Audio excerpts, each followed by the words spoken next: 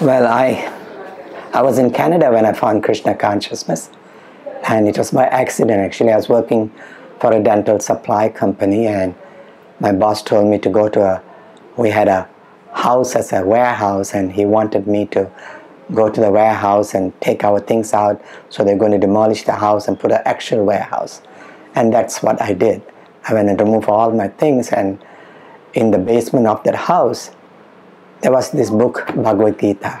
And I've known Bhagavad Gita as a holy book, but I've never read it, and I didn't want to throw it. It was a soft cover Bhagavad Gita book. I took it home, I started reading it, Battle of Kurukshetra, all. It was so boring. This was in 1990, and yeah, it was so boring, so I left it by the side of my bedside drawer. I was strictly a non-vegetarian, and I used to have a brandy ginger ale a day and a few cigarettes a day.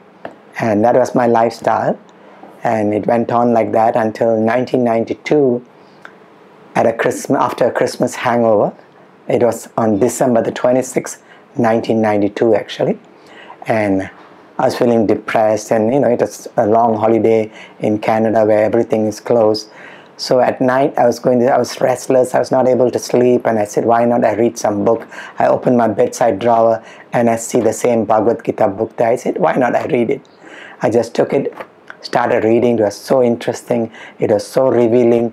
I started reading it like a storybook actually, you know, and I stopped at about 2 o'clock or something, and then next morning I continued again, and then I read there so clearly it states meat eating is a sin, intoxication is a sin, you know, no womanizing, this, that.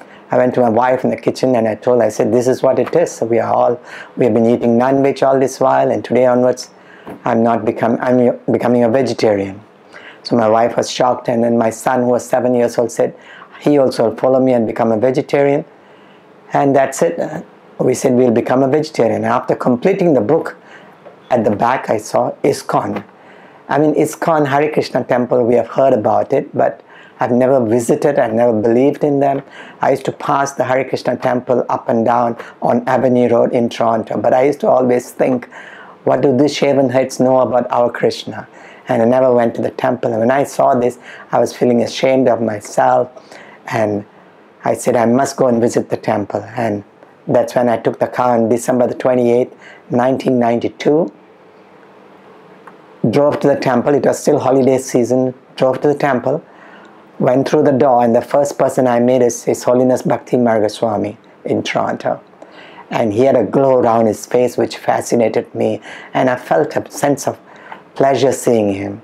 I introduced myself and I said, I just have read the Bhagavad Gita and I've come here in search of something. So he took me around, made me feel very comfortable. He took me to the deities, introduced me to Radha Kishore Gopinath, and took me around, sat down, talked to me for a while, and he said, come and check us out on January 1st. It's Prabhupada's day. And he gave me a whole bunch of Maha sweets and said, go and give to the family and come and check us out on January the 1st. So I took it home, gave to my wife and children, and they said, which temple gives like this wonderful sweets?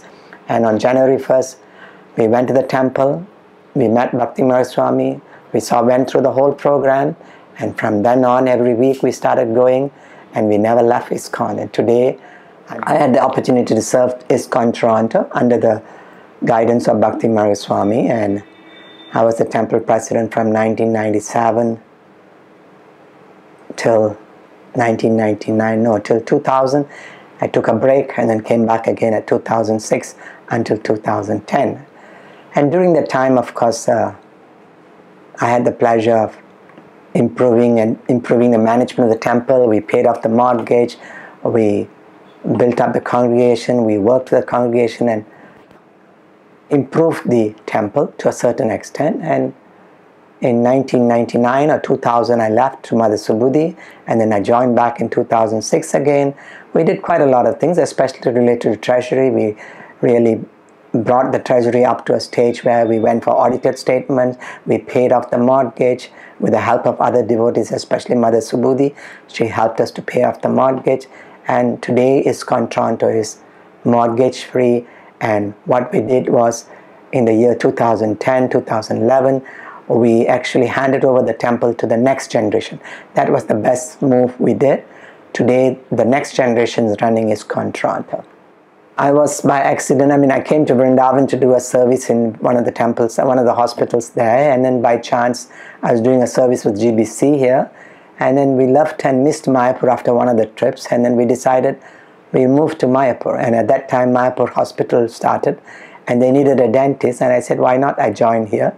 And at the same time, the GBC office needed a manager, and I took that position with my wife. And today I'm doing the dental service at Mayapur Community Hospital, and my wife and I manage the GBC office in Mayapur. That's our main service. Apart from that, wherever we can, we try and help devotees to do things here. That's it.